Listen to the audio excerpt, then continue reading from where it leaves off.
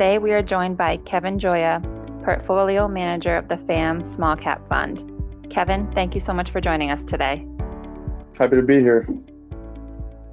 So to start, can you share a little bit about your background and role? Sure. I started at Fenimore Asset Management after graduating college in 2010.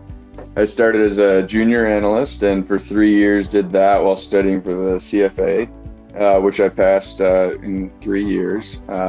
After that, I became a senior analyst assisting on all 3 funds and then slowly gravitated towards the small cap fund, which I co-manage today along with Andrew Board. What do you see as the biggest misconception about investing held by investors? The biggest misconception that I see is people forgetting that when you invest in a stock, you invest in a business. And when you forget that fact, you start to overemphasize current events. You start to think about things like possibly getting in and out of the market.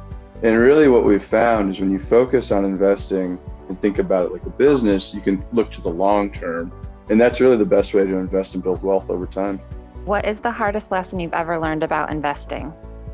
So investing is a constant learning process, and Fenimore has a really well-defined process where we focus on great businesses run by great management teams that we try to buy at a good discount to what we think the business is worth. And so we have a really well-defined toolkit.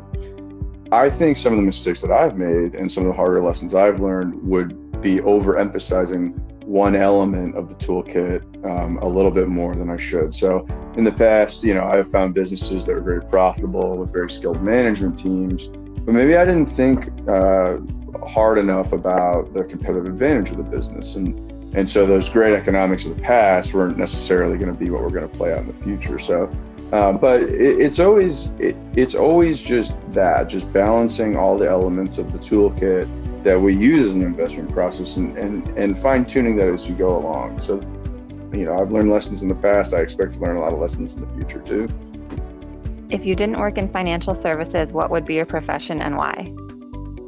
I would teach. So I already do teach part-time in the fall at Siena College, and I teach finance. What is the best advice you've ever received about investing?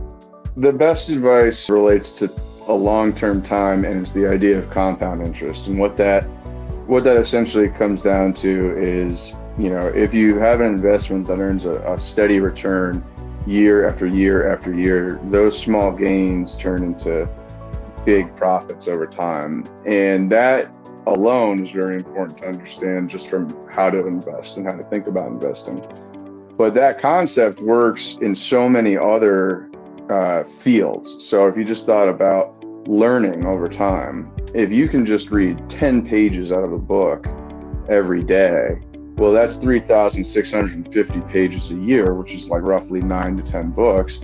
And over a lifetime, if you can do that, you're going to accumulate so much knowledge. So this idea of doing little things right most of the time, all the time, over a long period of time, it works so well with progressing anything that you're going to work on. What is your favorite activity outside of investing?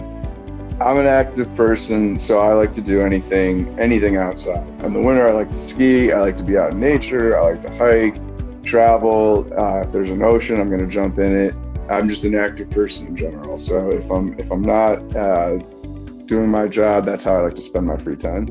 As someone that teaches college courses and runs our internship program, what advice do you give most often to college students?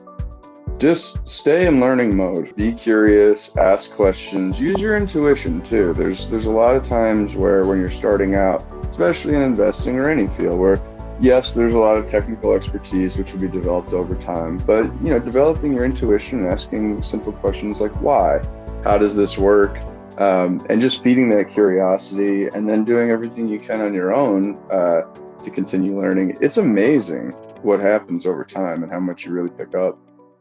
What one thing makes you most proud?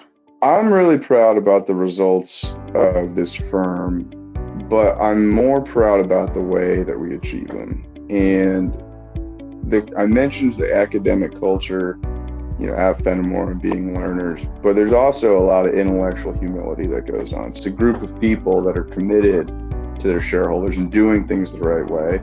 And you see that, in the way that the team interacts with each other. So if you're the youngest person on the team and you have a great idea, you could walk right into the CEO's office, say it, and it could be adopted, and so it's that combination of we've achieved a lot with a lot of talent, but we've done it with humility over time.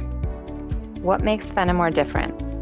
What makes Fenimore different is it goes back to the culture that I discussed. It's a place where everyone is committed to learning and everyone is committed to the long term. And so I've always said, when I go into my office, I know that folks that are 10 years younger than me, folks that are 30 years older than me, are all going to have their sleeves up, are all going to be pushing in the same direction. And that's the direction of doing what's right for the shareholder. And it's really a focus on how can we all help the shareholder. And you see that whether you're in research or any other department that we're in, and that I think is a differentiator. The Take 5 with Fenimore series is brought to you by Fenimore Asset Management. To learn more about Fenimore Asset Management and to view important disclosures, please visit us online at www.fenimoreasset.com.